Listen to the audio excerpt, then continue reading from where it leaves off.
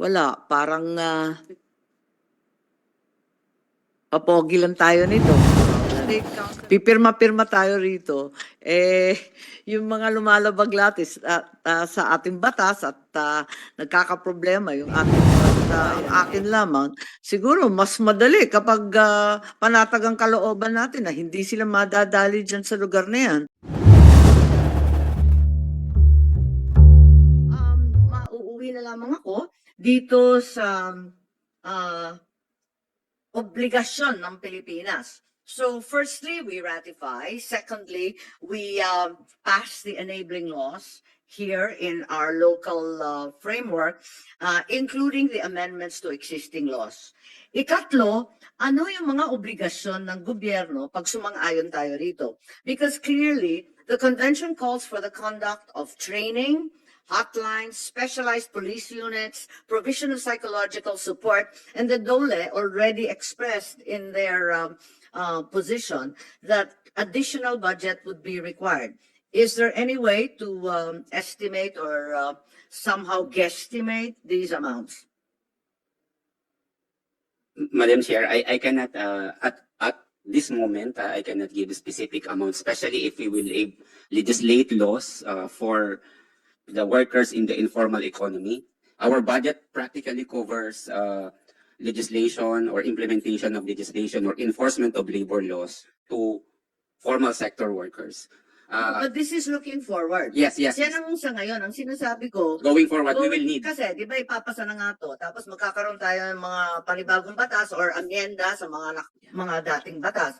O, yung third part niyan, bibigyan natin ng budget. Yes. Pero, paano natin na malalaman kung magkano kaya ito? Napakaraming obligasyon dito, maraming psychological support. Naku, wala naman tayong ganyan. Tapos yung specialized police unit, mahal yan. So, paano natin aalamin yan? Sino ang makakatulong sa atin para mabuo yung mga kinakailangan natin dyan? In so doing this, Madam Chair, the Department of Labor will lead this in consultation with the employer and workers representative. Karamihan po sa mga gawain natin when it comes to awareness, training, will be practically be done by our social partners, employers, and workers organization, Madam Chair. Actually, nung ginawa po natin yung trainings as well as advocacy towards the ratification convention, seminars and orientation were conducted not only by the department but also by our stakeholders, the workers and employers organization. So dito po, Madam Chair, hindi lamang po dapat gumalaw dito yung pamahalaan, kasama po natin dito yung mga kamanggagawaan at namumuhunan. Hindi, pero unahin muna natin ang pamahalaan dahil Yes. kailangan na magbigay tayo at maglaan ng karampatang budget para lahat ng mga obligasyon na ito. Pipirma-pirma tayo rito, hindi naman natin gagampanan. Yes, Madam Chair. Okay, Madam so Chair. kung pwedeng makatulong ang Yes, we will. tropa kung magkano kaya ito. Yes, Senator Ontiveros, please. Thank you, Madam Chair. Additional points on possible obligations on our part once we concur in the ratification. And like the earlier points I made of record, Madam Chair, galing po ito sa Philippine affiliates ng Global Union Federations, Public Services International or PSI, Building and Woodworkers International or BWI, Industry All Global Union at saka Uni Global Union. They make further points. For example, we will also need to improve our collection of data in order to effectively respond to violence and harassment in the world of work. Pangalawa, we need active, effective efforts to promote and deepen understanding of violence and harassment among the social partners. Pangatlo, the Philippine government should strengthen mechanisms and programs to support workers in the informal economy and prevent and address violence and harassment. Pang-apat, the Philippine government should strengthen enforcement and monitoring mechanisms to respond to cases of violence and harassment. At panlima, in order to ensure effective coordination, implementation, monitoring, and enforcement, the government should, as the chair was already saying, ensure adequate budget and trained personnel in the public sector responsible for addressing violence and harassment in the world of work. For the record, Madam Chair. Yes, we're aware of the studies initiated by DOLE, the Institute of Labor Studies Gap Analysis. But over and above all the laws and regulations we've already passed to prevent violence and harassment in the world of work, the reality is implementation remains a challenge. So as stated in these studies and by the minority leader, the laws for the many and well crafted that they are not properly or effectively implemented or enforced. Are there any other notions or other provisions that we need to establish such that we improve enforcement?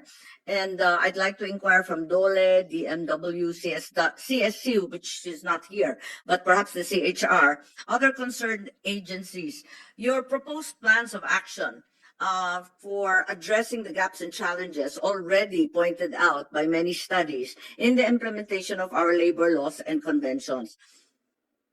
So perhaps DOLE, DMW, CSC, at yung iba pang ahensya. Dahil may mga plano ba kayo na paigtingin ang implementasyon nitong mga batas na to? Kadami-dami natin batas, pero hindi naman na enforce ika nga. Yeah. Hindi naman napapagtibay. At maraming violations, di ba? Lalo na sa DMW. Meron ba kayong maisip? May plano ba kayo kung paano maisasatupad itong mga batas na ito? Yes, Yusek Benavides, perhaps DMW also. Of course, the figures cited by the majority leader are dismal. Riyadh, 65,000, Kuwait, 42, and it goes on and on. Napakarami nito. So, paano nating paigtingin ang pag-i-implementa nitong mga batas na ito? Kasi, baka i-ratify natin, karagdagan na naman itong pampabigat. Hindi naman umaahon sa hirap ang ating mga manggagawa. Yusek Benavides. Madam Chair, our labor inspection program, I think, is a tool that to enforce existing laws as well as new laws to implement this convention. We just need to adequately provide specific legal cover to the labor inspectorate program. Because again, as I pointed out a while ago, the limitation of the Paano budget niyan sa 2024? 600 million, Mr. Chair. Kasama dyan yung lawyer's fees? At karagdagan mga Wala na pong abogado, Madam Chair. These are inspectors. Okay. So, inspector lang yan. Pero yung Apo. legal cover na sinasabi mo, wala pa riyan. The legal cover is to provide us. No, I understand what legal cover means, but I'm just asking, within that 600 million, are lawyers' fees included or additional No. hire of lawyers? Hindi po kasama yung mga lawyers, but we have lawyers in the regional offices. At least one lawyer we have at least one lawyer in our regional offices. Yes, but we all know the state of the DOLE lawyers. They're underpaid and overworked. So, dadagdagan mo lang ng trabaho yan, kawawa naman. Yes, Madam Chair. But I think tingnan po natin dun sa kabilang side ng enforcement. One thing mentioned is on deepening the understanding of the sector of kung ano yung Convention 89 and how to better implement this. We can do this by touching base the sectors themselves, the workers, the employer, so that hindi po makakargahan ng mas maraming trabaho yung inspectorate program. If workers and employers are cognizant what Convention 190 is, mas madali po yung enforcement and implementation. Thank you, Madam Chair. Yes, are there any other ideas from the DOJ, DMW, DSWD? Paano ma-implement to? Kasi baka wala, parang papogi lang tayo nito. Requesting her committee to lead the process of concurrence of ILO 190. Agyamanak Chair for doing this.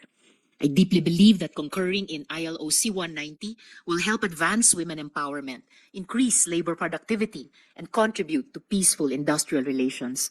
It will also support the Philippine government's effort to implement the recommendations of the ILO high-level mission, tripartite mission, to address violations of labor rights and freedom of association. Finally, ILO C-190 ratification will help us meet our target to achieve Sustainable Development Goals 3 and 5, advancing full and productive employment and decent work opportunities, and improved public services and socio-economic development. I'm very happy and honored that we are all here today. This is an achievement and another milestone to celebrate. We will continue to work to end violence and harassment in the world of work. Mabuhay tayong lahat, mabuhay ang kababaihan, mabuhay ang kilusang paggawa. Congratulations in advance, Madam Chair. Yes, thank you very much. Does the majority leader have anything to add to the statement of our deputy minority? Thank you very much, Madam Chair. Bago po mag-duet si Senator Robin at si Senator Risa, unahan ko na po sila. But kidding aside, I know everyone's dying to expedite the process. So I will keep this short, Madam Chair. Let me state for the record my sincerest thanks and gratitude to our chairperson of the Committee on Foreign Relations, Senator Amy Marcos, for including in today's hearing the agenda on the International Labor Organization Convention number 190, or the Convention concerning the elimination of violence and harassment in the world of work. Earlier this year, we have been coordinating with the different labor unions of the country. Dati po tayong chairperson ng Senate Committee on Labor for 6 years. At marami tayong napagtagumpayan na programa at maging batas. Yung ending-endo nga, natatandaan ko, naipasa natin on third reading. Kaso nakita ko lang sa ticker ng isang media outlet, binito na. But we're still fighting for it, of course.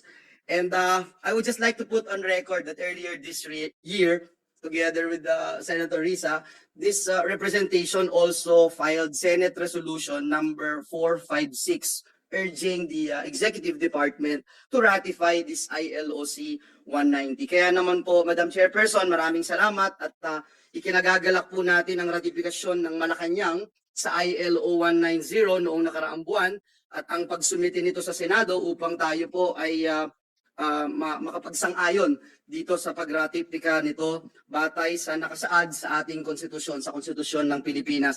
Ito pong ILO 190 offers a vital channel to address the violence and harassment problems faced by our OFWs.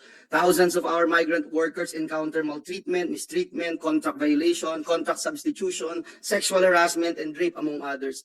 In fact, based on DMW data, at alam na alam po natin to dahil tayo po yung nag-akda at nag-sponsor ng pag-establish ng Department of Migrant Workers. Lagi nating minomonitor ito. Yung latest po, 65,136 labor and welfare cases in Riyadh, 43,225 cases in Kuwait, 29,049 cases in Malaysia from January to July of 2022. So these figures, numbers, they don't lie. Kaya kailangan talaga ng concurrence natin, Madam Chair, dito sa ratification ng ILO 190. It demonstrates our country's unwavering dedication to fostering work environments free from violence and harassment. This is a step towards aligning our policies with global standards, particularly following the 2023 report of the ILO Committee of Experts on the Application of Conventions and Recommendations of the Philippines Compliance with other ratified ILO conventions. Ipapakiusap ko lang, Madam Chair, kasi time is of the essence here. Kung meron man na mag-o-object dito, yun lang ang pakinggan siguro natin kasi kung lahat tayo ay sumasang-ayon dito, mamayang gabi ho magkakaroon kami ng pagsasalo-salo ng ating Pangulong Bongbong. Eh hindi ho ba napakaganda na sabihin sa kanya mamaya tapos na ho sa committee at ira-ratify na namin to sa sesyon. Kaya po, Madam Chair, again, let me just put on the record, ILO 190 is not just any treaty. It signifies our country's commitment to enact tangible measures for the welfare and protection of our workers. Maraming salamat and may God bless us all. Maraming salamat at tanggap ko ng buong loob ang suhestyon ng ating minamahal na Majority Leader na kung maaari, palibhasa tayo lahat ay isang ayon at talagang nagmamadali na maipasa to. Kung maaari, yung tumututo na lamang ang magsalita at bubugbugin namin. Hindi, biro lang. Please don't get me wrong, Madam Chair, please don't get me wrong. They can always submit their position paper. Yeah. It can always be part of the record of the Senate. Yun ang this sasabihin committee. ko next na kahit hindi tayo mabigyan ng pagkakataon na magsalita isa-isa sa iba't ibang partikular na sektor, inaanyayahan ko po kayo na magsumite ng position paper at isasama ko po sa record ng committee hearing natin at pagpapasa at ratifikasyon nitong batas na ito bilang treaty at bahagi ng batas dito sa ating bansa. Okay,